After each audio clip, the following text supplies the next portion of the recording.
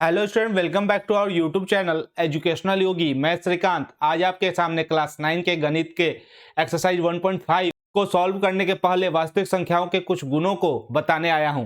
पिछले वीडियो में हमने एक्सरसाइज 1.4 को सॉल्व किया था। यदि आपने उस वीडियो को नहीं देखा है तो उसका लिंक मैं आई बटन और डिस्क्रिप्शन में डाल रहा हूँ, पहले जाकर के आप उस वीडियो को देख ले।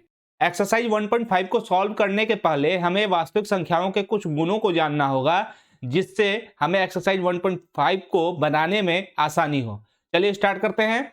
यहां पर सबसे पहले आप लोग जानते हैं कि जब किसी परिमेय संख्या को किसी अन्य परिमेय संख्या से जोड़ा, घटाया, गुना या भाग दिया जाता है तो परिमेय संख्या ही प्राप्त होती है। जैसे आप जानते हैं परिमेय संख्या को P बटा Q के रूप में लिखा जा सकता है। तो P बटा Q मान लीजिए 2/3 है ना, और हम इसको जोड़ते हैं 3/2 से। तो इसको जोड़ेंगे तो क्या हमें मिलेगा, नीचे इसका एलसीएम लेंगे तो 3 और 2 का एलसीएम कितना होगा, 6 होगा। इधर 3 के पहाड़ा में 6 कितने बार में आता है, 2 बार में। तो 2 को 2 से गुना करेंगे तो आएगा 4, और यहाँ पर 2 के पहाड़ा में 6 कितने बार में आता है, 3 बार में। तो 3 को 3 से गुना करेंगे तो कितना आएगा, 9। तो यहाँ पे कितना आ जाएगा, यहाँ पे हमारा हो जाएगा 4 और 9 को जोड़ेंगे तो कितना आएगा, तो हमको 13 प्राप्त होगा, है ना। 13/6 आप देख रहे हैं कि 13/6 जो है यह भी एक परिमेय संख्या है। बात समझ आ रहा है ना। इसी प्रकार अगर हम यहाँ पे एक एग्जांपल दिए हैं 5 - 3 = 2। 5 - 3 इसका मतलब आप समझ रहे हैं, 5 भी एक परिमेय संख्या को परिमेय संख्या P बटा Q के रूप में लिखा जा सकता है। तो 5/1 लिख सकते हैं, है ना, परिमेय संख्या। और 3 भी एक परिमेय संख्या है, 3/1 लिख सकते हैं। इसको जब घटाएंगे तो कितना प्राप्त होगा, 2/1। समझ आ रहा है। तो ये भी क्या है, ये भी एक परिमेय संख्या है। अगर मान लीजिए हम दो परिमेय संख्या गुना करते हैं, मान लीजिए 3/5 है और एक परिमेय संख्या है 10/3, है ना। तो इसको गुना करेंगे तो कितना आएगा, ये 3 से 3 कट जाएगा, ये 2 बार में, है ना। तो यहाँ कितना आएगा, यहाँ 2 आएगा। 2 भी क्या है, एक परिमेय संख्या है। बात समझ में आ रहा है। इसी तरह हम भाग भी देंगे, 10 को अगर हम 2 से भाग देते हैं तो 5 प्राप्त होता है। 5 भी क्या है, एक परिमेय संख्या है। इस प्रकार आप लोग देख रहे हैं कि परिमेय संख्या को यदि परिमेय संख्या से जोड़ा जाए, घटाया जाए, गुना किया जाए या भाग दिया जाए, चारों स्थिति में हमको परिमेय संख्या ही प्राप्त होता है। समझ आ रहा है। यहाँ पे हम पॉइंट नंबर 2 को देखेंगे।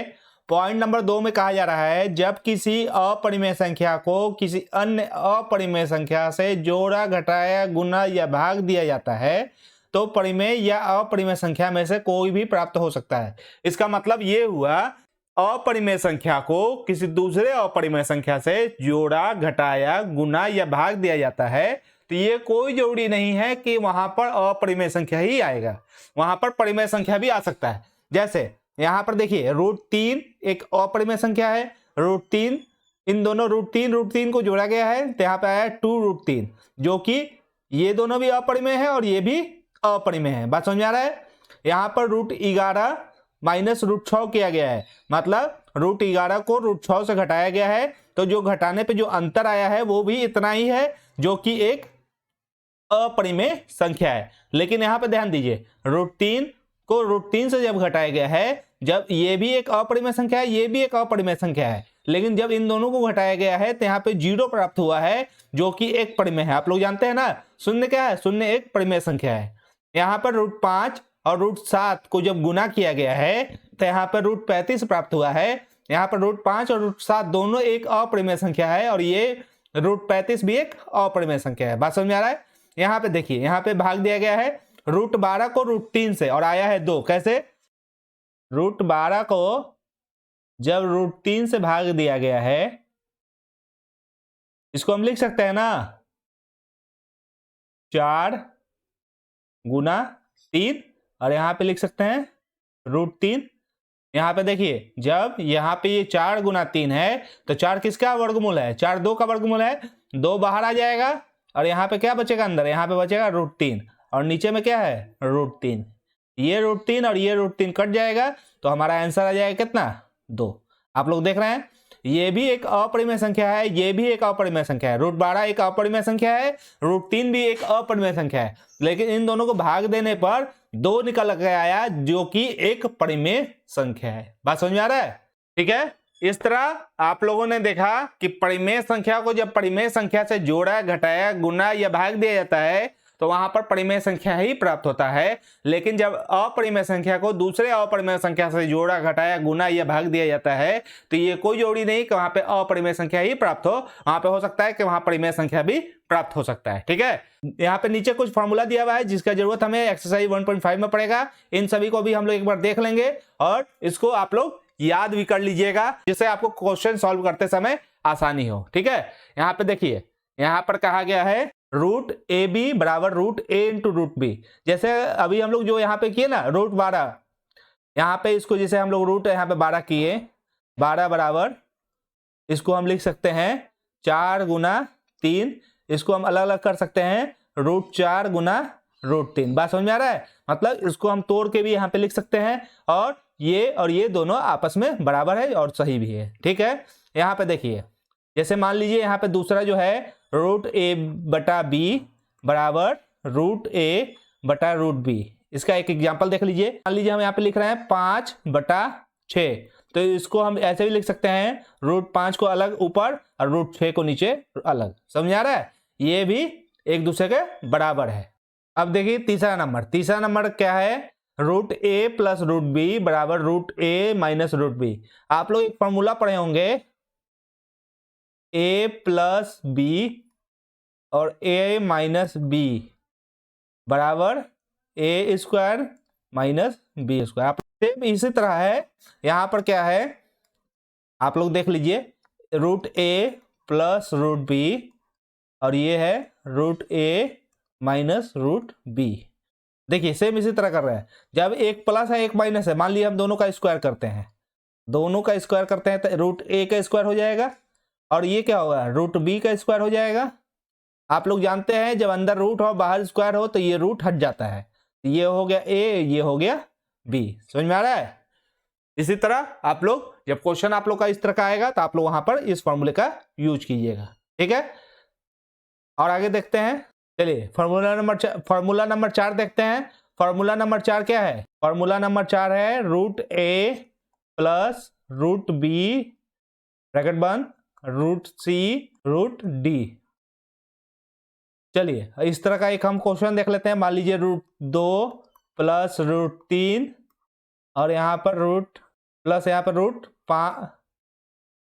5 प्लस रूट 6। ठीक है, इसको देख लेते हैं। देखिए इस आगे वाले से इन दोनों को गुना कर दीजिए, इस आगे वाले से, तो पहले इस आगे वाले से इसको गुना कीजिए, फिर इस आगे वाले से इसको गुना कीजिए। तो रूट 2 गुना रूट 5 प्लस है ना रूट 2 गुना रूट 6 हो गया। अब फिर प्लस, अब इस पीछे वाले से इन दोनों को गुना कर दीजिए, रूट 3 गुना रूट 5 प्लस रूट 3 गुना रूट 6। जब गुना करेंगे तो कितना आएगा यहाँ पे 2। आप जानते हैं अभी हम लोग पहला फॉर्मूला देखें तो ये जब इधर ये दोनों तरफ से होता है ना, मतलब अगर रूट ए गुना रूट बी रहेगा तो इसको हम रूट ए बी भी कर सकते हैं। तो यहाँ पर रूट ए गुना रूट बी है तो इसको हम ए बी करेंगे, तो यहाँ कितना हो जाएगा रूट 10, 2 5 जा 10 होगा ना, और यहाँ कितना हो जाएगा 2 6 जा 12, यहाँ कितना हो जाएगा 3 5 जा 15 रूट, और यहाँ कितना हो जाएगा 3 6 जा रूट 18। बात समझ में आ रहा है? ये हमारा क्वेश्चन बन गया। ठीक है, इसी तरह से आपको एक्सरसाइज में भी आएगा क्वेश्चन, तो हम लोग वहां पे भी सॉल्व करेंगे। आते हैं फॉर्मूला नंबर 5 में। फॉर्मूला नंबर 5 क्या है? देखिए आप लोग पढ़े हैं 7 8 क्लास में, ए प्लस बी का होल स्क्वायर बराबर a square plus 2ab plus b square. घबराना नहीं है, रूट देख के घबराना नहीं है, सब एकदम सेम उसी तरह है ना जो हम लोग बचपन में आप उसी तरह। देखिए यहाँ पे क्या है रूट ए प्लस रूट बी का स्क्वायर है ना। हम लोग यहाँ क्या करते हैं, यहाँ पे ए स्क्वायर करते हैं, तो ए आगे में क्या है रूट ए हो गया इसका स्क्वायर। यहाँ पे क्या है 2ab, तो ए हमारा क्या है रूट ए और बी हमारा क्या है रूट बी और बी स्क्वायर, बी हमारा क्या है रूट बी, तो रूट बी का यहाँ पे स्क्वायर होगा ना। बात समझ में आ रहा है? तो यहाँ पे क्या करेंगे रूट ए, अभी आपको बताएं कि अंदर रूट और बाहर स्क्वायर हो तो रूट हट जाता है, तो यहाँ पे ए हो जाएगा। यहाँ पे देखिए इन दोनों को क्या करेंगे, रूट ए बी लिखेंगे ना, यहाँ पे रूट ए इंटू रूट बी है, तो इन दोनों को मिला करके क्या लिखेंगे, रूट ए बी। यहाँ पे क्या होगा, बाहर 2 है और रूट ए बी हो गया। यहाँ पे हम लोग रूट बी का स्क्वायर किए थे, तो रूट अंदर है और बाहर स्क्वायर है, तो रूट हटेगा तो बचेगा क्या, बचेगा हमारा बी, है ना। अब देखिए फॉर्मूला आ गया ना, a plus root 2ab plus B. यहाँ भी क्वेश्चन बनाइएगा, वहां पे आप फॉर्मूला जरूर लिखिएगा। जब हम लोग क्वेश्चन बनाते समय फॉर्मूला लिखते हैं तो हम लोग को क्वेश्चन बनाते बनाते ही हम लोग को फॉर्मूला याद हो जाता है और हमको रटना नहीं पड़ता है। अगर आप मैथ के फॉर्मूले को रट रहे हैं तो बाबू वो आगे चल के आप भूल सकते हैं, लेकिन आप अगर उसको समझ रहे हैं तब आप उसको जीवन भर कभी नहीं भूलिएगा। ठीक है, नेक्स्ट वीडियो में हम लोग एक्सरसाइज 1.5 को सॉल्व करेंगे। यदि आपको यह वीडियो पसंद आया है तो इसे लाइक करें, अपने फ्रेंड्स में शेयर करें, और अगर इस चैनल पे आप नए हैं तो आप इस चैनल को सब्सक्राइब करें।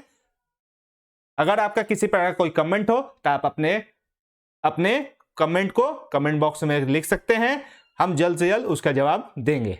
धन्यवाद।